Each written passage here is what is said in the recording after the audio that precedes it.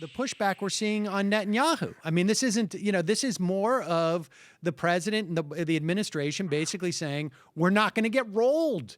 And we're not going to get rolled by the Republicans. We're not going to get rolled by Netanyahu. And coming out, again, I think in many respects, Obama feels somewhat freed by not having to run again.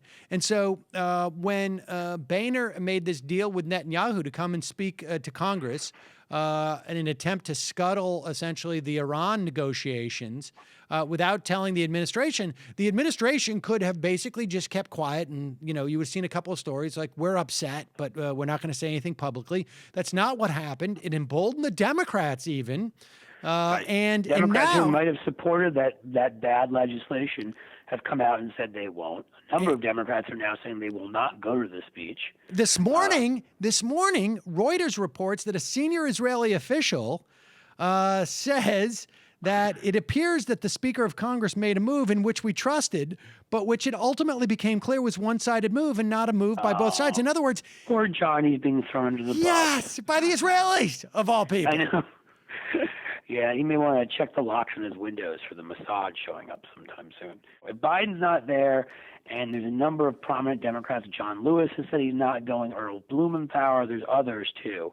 A number of senators have said they're not going. It's gonna expose this for what it is. And what they did was unprecedented. Okay, foreign policy. One of the things that we let rest strongest in our executive officer in this country, because we realize you need to speak with one voice.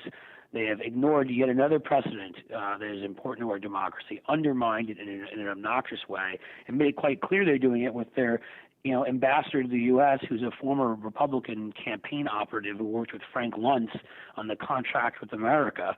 Who didn't even tell John Kerry that, when he met with him the day before this announcement was made.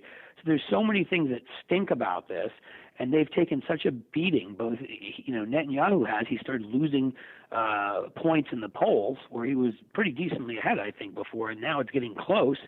And of course here the Republicans are being embarrassed. So this whole thing has backfired on them, and they've, as you said, they've alienated a bunch of Democrats on the legislation. So well done, guys. Well done. Yeah, it's fantastic. Yeah. I'm enjoying it. I mean, I'm really genuinely enjoying it, and it's we're already starting to see. I mean, it's going to be interesting to see what happens here. I mean, I almost went to Twitter and just feigned outrage at how John Boehner has been so anti-Israel by setting up Netanyahu this way. We should do that. I mean, it's it would almost be. We'll do a hashtag Boehner hates Jews. Yes, I mean it would almost be almost too hard for me to even pretend to troll that way.